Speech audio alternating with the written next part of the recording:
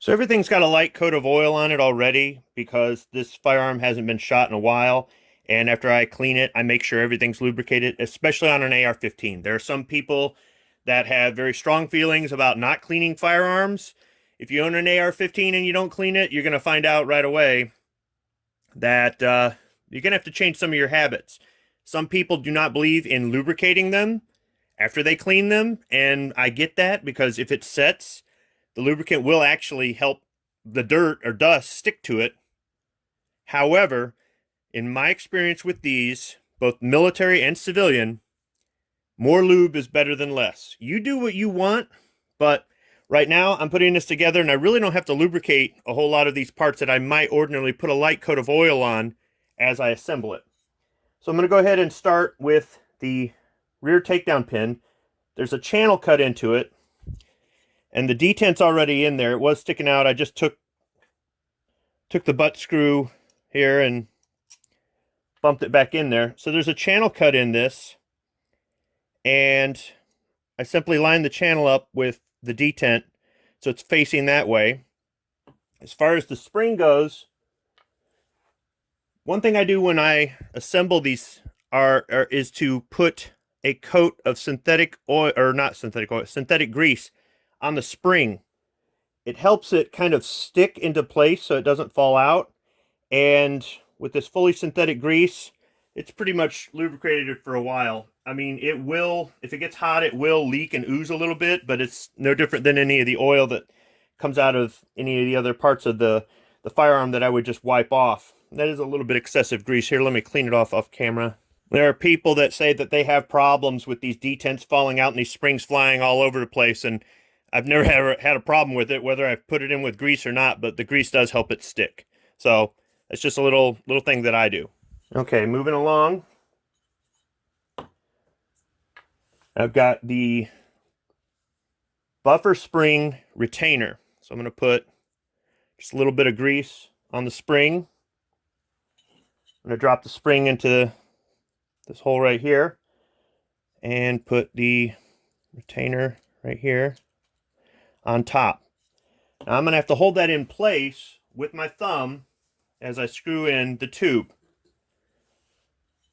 So I simply push down with my thumb, take the tube, start it off, make sure it's not cross-threading. If there's no resistance, I know I'm good.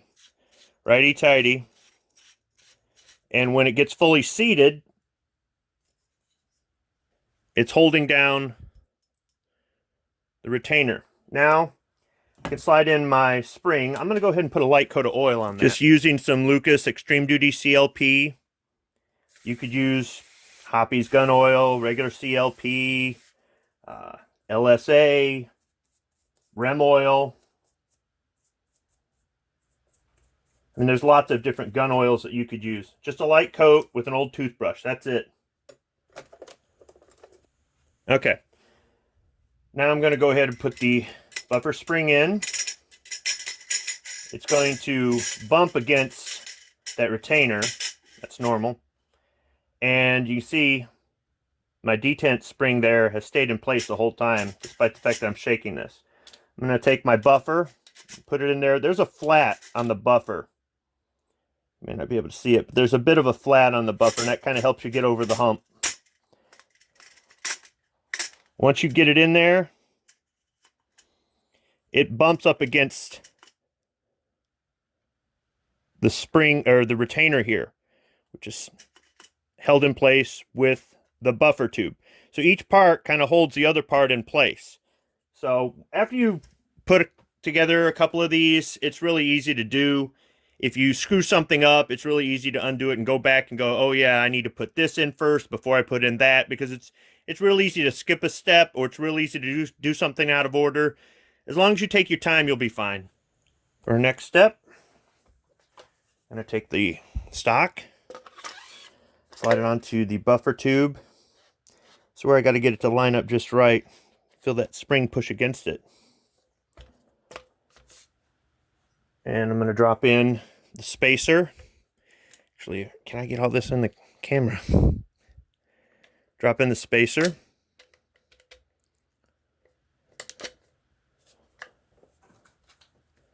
Put on the butt plate, nice and flush.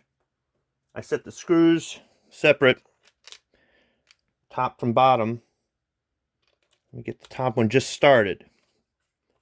I'm gonna tighten it down. Go ahead and put in the sling swivel. Drop the bottom screw in there.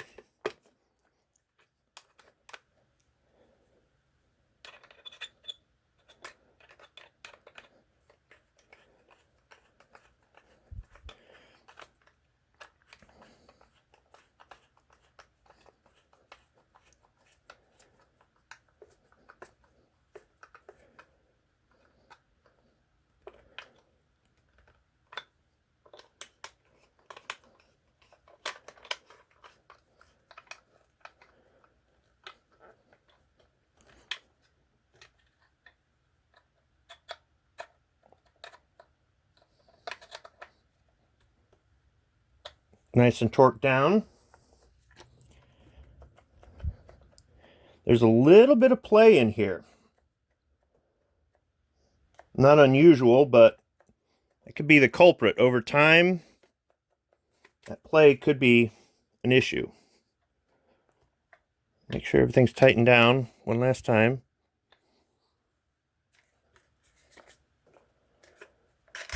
Everything's in place.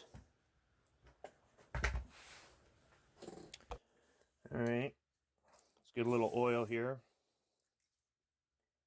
Toothbrush.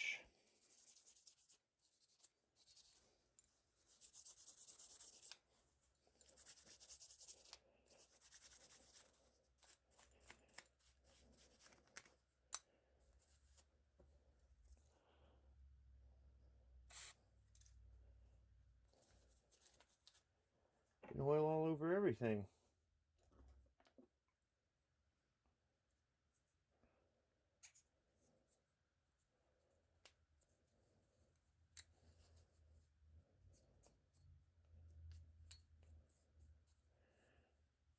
Just getting any residual dirt off of this. There's always dirt on it no matter what. See? Look. Just pulled that out without even trying.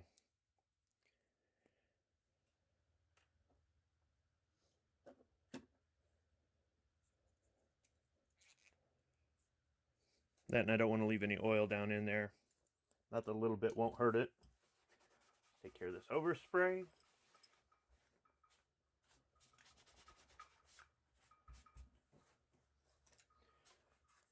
All right, time to get this back together. Charging handle's still in there. Let's go ahead and drop the bolt in.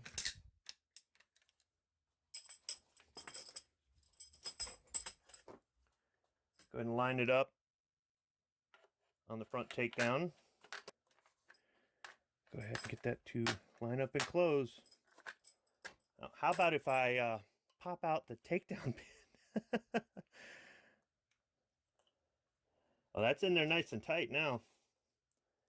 There we go. There we go.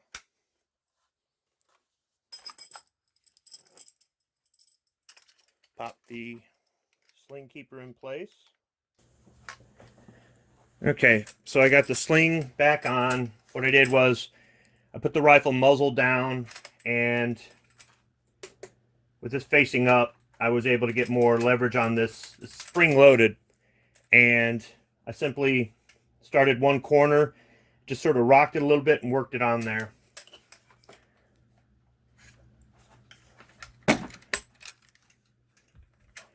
Let me open up the trap door. I'm going to slide in the cleaning kit.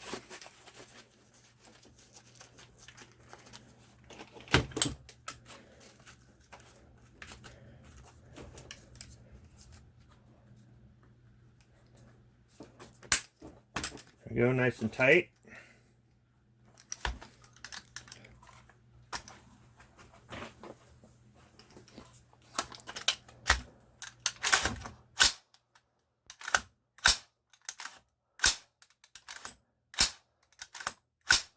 Everything seems to be working pretty good.